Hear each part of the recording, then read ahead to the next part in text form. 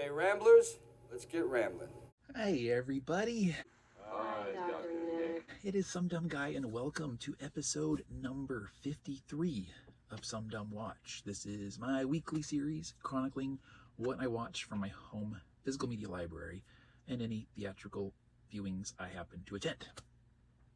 We celebrate the stuff here, the movies, the owning, the watching, the TV, the owning, the watching, all that stuff. Now, this is my last week in this particular environment. Today is Monday, October 6th. I will be officially moving this Thursday.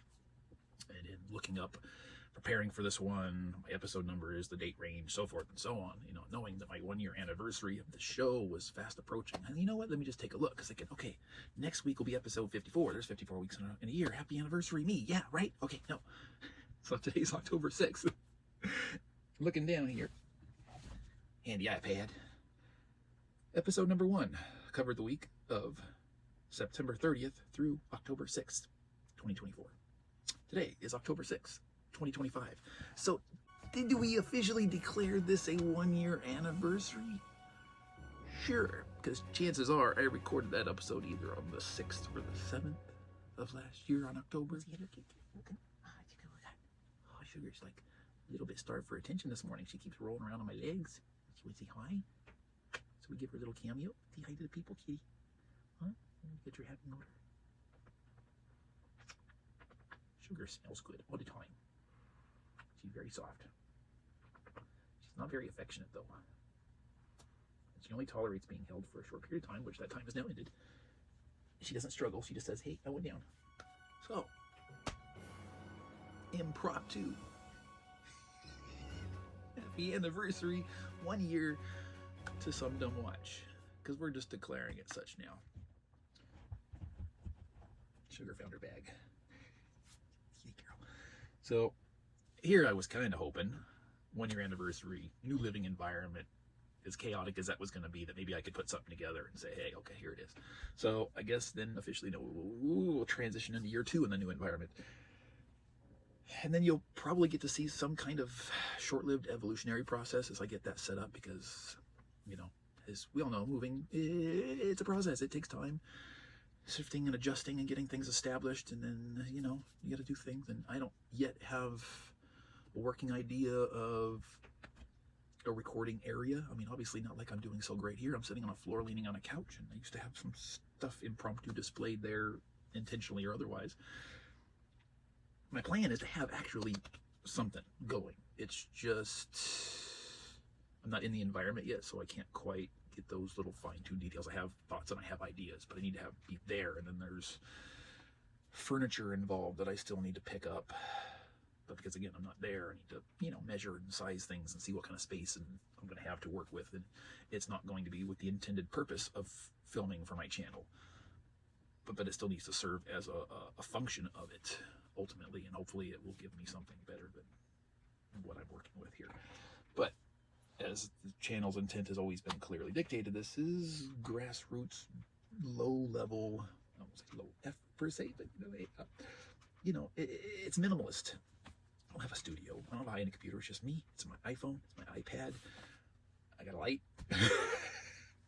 And we start from ground zero and see what we can do with it. None of that stuff is why you're here.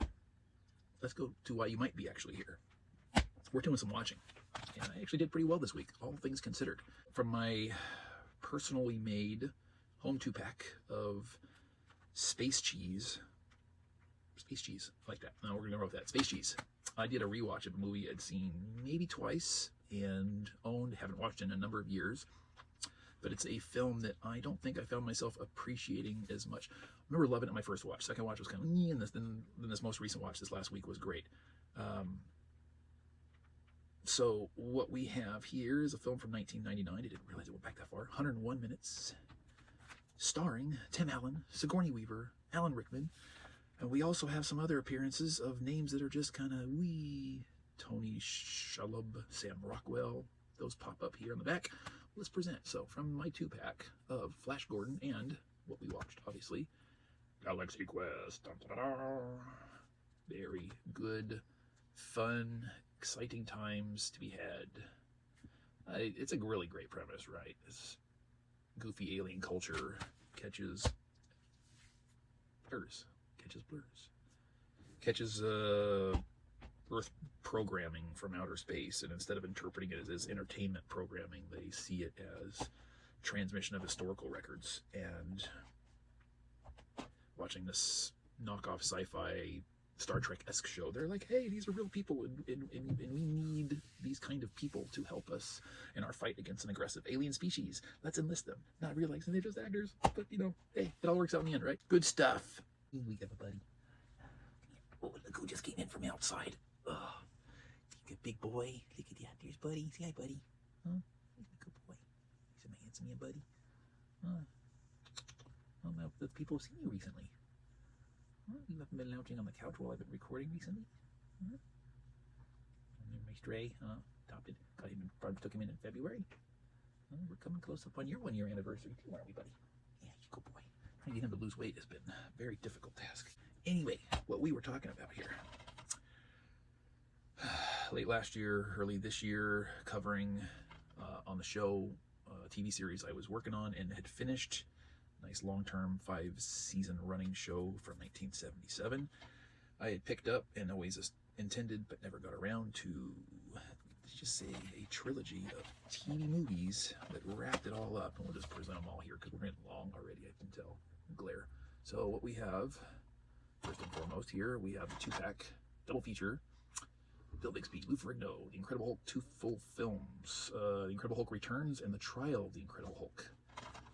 Now, this began an isolated trend of, here he is, trying to, I guess, establish an early Marvel Cinematic Universe in a sense, because what we have here is, in The Incredible Hulk Returns, we have an appearance of Thor, and that's a really, plastic is funky on this, but I had to get these used off eBay, in a very bizarre iteration, and in a way that, didn't really make any sense. We're making the character basically a dead ghost that's summoned through his hammer by another person who holds it and yells the name of Thor's father, Odin.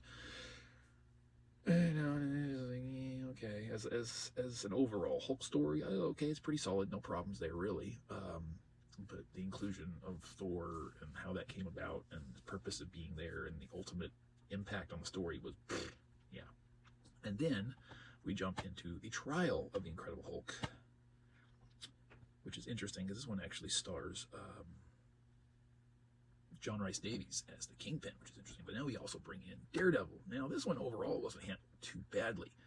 In fact, it wouldn't even surprise me if the Netflix series, the first season of this Netflix series, Daredevil, actually might have taken a little bit of inspiration on this, but the getup that Daredevil is wearing and so forth and so on. But Banner is arrested for a crime he did not commit, accused of assaulting or attempting to assault a lady who he was trying to help against being assaulted by 2 others. And he is essentially framed by people who work for the Kingpin, and Murdoch, aka Daredevil, signed his case and trying to prove his innocence because he's now in jail and living a lie under presumed identity and so forth and so on. Things ensue, but of course they end up at some point joining forces and going after the Kingpin together. It's like, okay, so you know what? That one, pretty okay and decent. Better in the marveling, not quite as good of an overall story. Well, no, I take that back. I think I still like the Trial of Incredible Hulk better than Incredible Hulk Returns. I think Returns, although it was the first movie, I don't know, it didn't feel like a suitable continuation of the show, which is interesting in itself because I'm trying to see if there's any copyright years on here to know when these came out. The series ran from 77 to 82, I think. Let's see. There are no new years. I'll post something for each of them. The first and then the second as far as their years of releases, so we can kind of chronicle these ones. But it had a long run because now we move on to the Death of the Incredible Hulk. I really need to clean this. I got this also from eBay, and it's got a lot of sticker residue and such on the case. This one, if memory serves, I did actually look up, and I think it came from 1990. Post that here if I'm incorrect.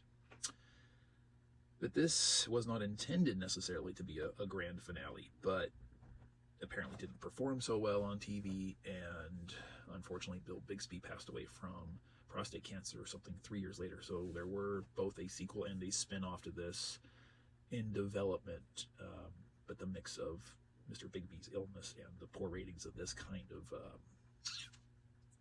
killed the plans for continuation. I'd say this is a decent story overall.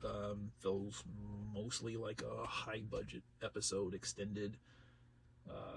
Elizabeth Grayson co-stars in this as his most recent love interest, and I've always had a weakness for that one. She's a very lovely, sexy lady, and word perfection comes to mind in association.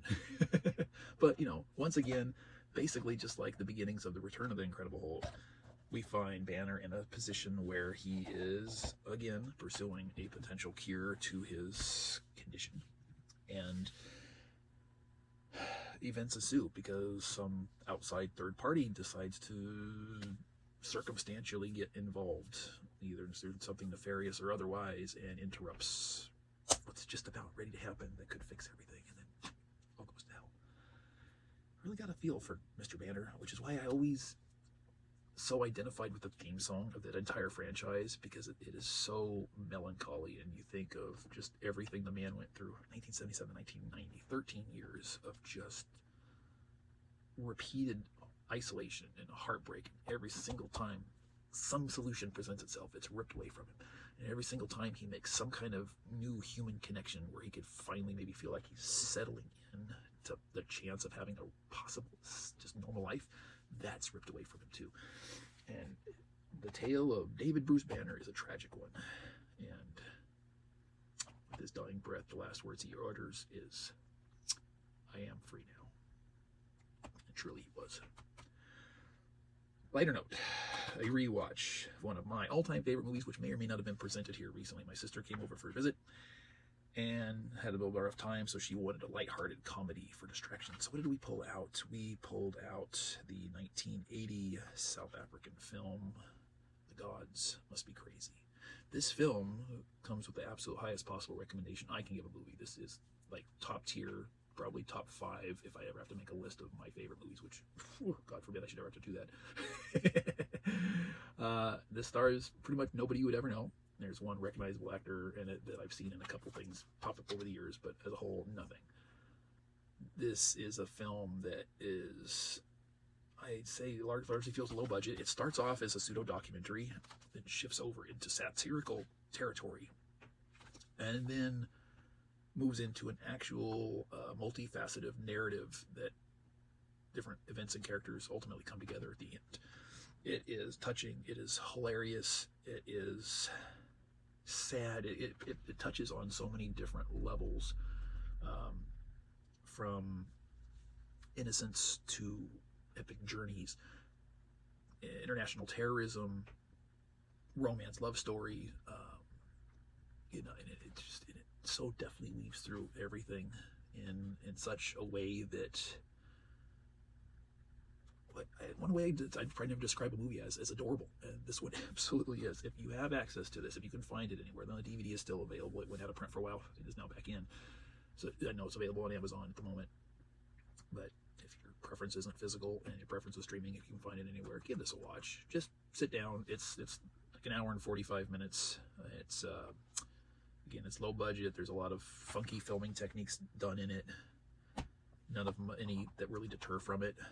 Maybe some bad dubbing, some camera speed up, slow down stuff, and some reverse angle stuff where it's like you film something and it rewinds it and it goes back forward again. You know, it's stuff you hardly even really notice, but just, you know, yeah, it's almost like an independent film kind of feel.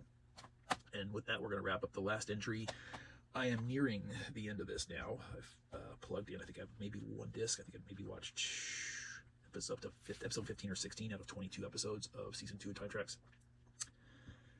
I may have it done by the time of next episode, but considering what the next week is going to look like for me, I wouldn't count on it so much. There's a couple episodes on this most recent batch that I've watched this last week that have been better than the average for this season. I'm still continuing on with the, like, basically almost the love interest of the week kind of thing. Still a terrible nerfing of main character abilities and an enhancement of his computer's abilities, which Just it doesn't feel right. It doesn't feel. It's almost like they got a new showrunner for this season and made some tweaks that didn't work for the show. Probably in an attempt to bolster ratings. They might have done just the opposite. I don't know. But it'll be done soon. So guess what? I'm going to be in the market for another TV series. I still got Person of Interest long term, although that's on hiatus for the moment because I don't have the focus for it right now. But for my next short term something or other, I need to figure out something after this one is done. Will we jump into season 2 of The Simpsons? Will we choose something else? I don't know. It'll all be boxed up probably by the time that comes and not set up yet. So, whatever. Thank you for my ramblings or enduring them. Gotta go. Thank you for being here. What did you think of my picks for the week? What did you yourselves watch from your own physical media library? Did you make it to the theater to see anything good, bad, or otherwise? Of course, I did not go. Don't have the time for it. Saved myself, apparently, from enduring one battle after another, because by all accounts, everything I'm hearing from that, I probably would have hated it, and glad that I wasn't able to make it to a viewing of that, because I did intend to. That's that. What have you done? What have you watched? Let me know. Word box. Thank you. Bye-bye. Alan.